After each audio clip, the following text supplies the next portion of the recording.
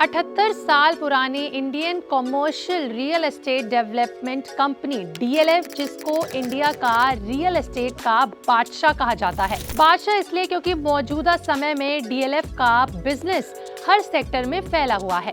Residential हो, commercial हो या फिर रेंटल सेक्टर ही क्यों ना हो, ये सब में व्यापार करते हैं और मोटी कमाई कमाते हैं। साथ ही डीएलएफ का रेंटल बिजनेस काफी स्ट्रॉन्ग हो रहा है। अब एक नई स्ट्रैटेजी प्लान के साथ रेंटल इनकम सेक्टर में भी फैल रहा है। तो क्या डीएलएफ अब कमर्शियल रियल एस्टेट और रेंटल बिजनेस को लेकर बनेगा इंडिया का सबसे बड़ा लैंडलॉर्ड? ये सवाल हम सबके मन में है। So let's decode this plan, growth potential and investors के लिए क्या होगा अपॉर्चुनिटीज इसमें। आइए जानते हैं इसके बारे में सब कुछ हमारी वीडियो में आगे। देखिए, डीएलएफ की जर्नी प्री इंडिपेंडेंस के दौरान शुरू हुई थी, यानी कि ये 1946 से, और तब से लेके आज तक डीएलएफ की वैल्यूएशन सिर्फ बढ़ ही रही है। करंटली डीएलएफ का ओवरऑल मार्केट कैपिटलाइजेशन लगभग 1,68,878 करोड़ रुपीस के करीब है, यानी इतनी बड़ी वैल्यूएशन है। वहीं डीएलएफ की एनुअल अर्निंग के बारे में बात करें तो फाइनेंशियल ईयर साल 2024-25 में करीबन 16,304 करोड़ रुपए के करीब है, जो पिछले साल के फाइनेंशियल ईयर से पूरे 48.1% ज्यादा है। वहीं फाइनेंशियल ईयर साल 2023-24 में ये 11,009 करोड़ रुपए के करीब थी।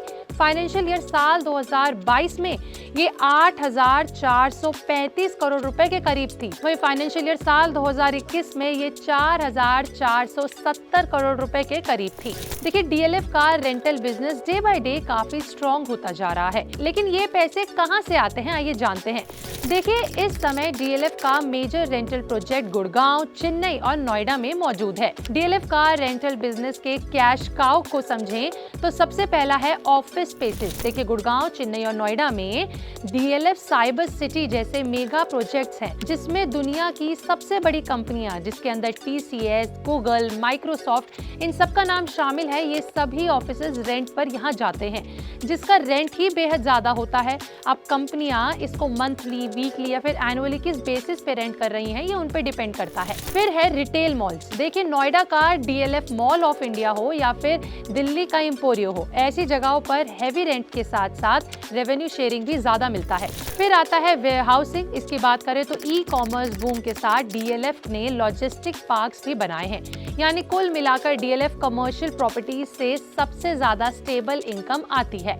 लेकिन आखिर डीएलएफ के रेंटल की डिमांड क्यों इतनी हाई होती जा रही है?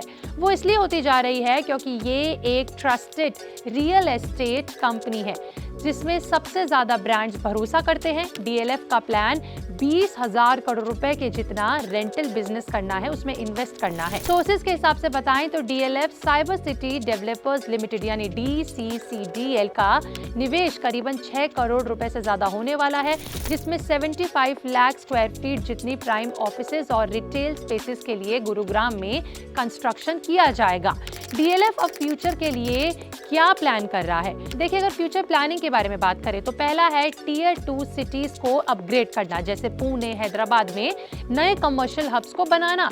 दूसरा है वेयर हाउसिंग एक्सपेंशन करना, जिसमें फ्लिपकार्ट, अमेजॉन के साथ साथ इनके पार्टनरशिप को आगे बढ़ाना है। वहीं तीसरी फ्यूचर प्लानिंग जो है वो है सस्टेनेबिलिटी को मेंटेन करना। देखिए, जिसके अंदर ग्रीन बिल्डिंग, जिसके अंदर आता है आपका सोलर पावर या फिर वाटर रिसाइकलिंग, ये सब पर फोकस करना है। देखिए, सोर्सेज के अनुसार बात करें तो साल 2025 तक डीएलएफ का रेंटल इनकम 6,000 करोड़ रुपए क्रॉस कर सकता है। तो देखिए, इससे ये बात तो बिल्कुल साफ हो चुकी है कि डीएलएफ की असली तरक्की उसका रेंटल बिजनेस है। आपका इस पर क्या कहना है? कि आप भी दिल्ली, गुड़गांव या फिर नोएडा के आसपास रहते हैं तो आपने डीएलएफ का नाम तो जरूर सुना होगा।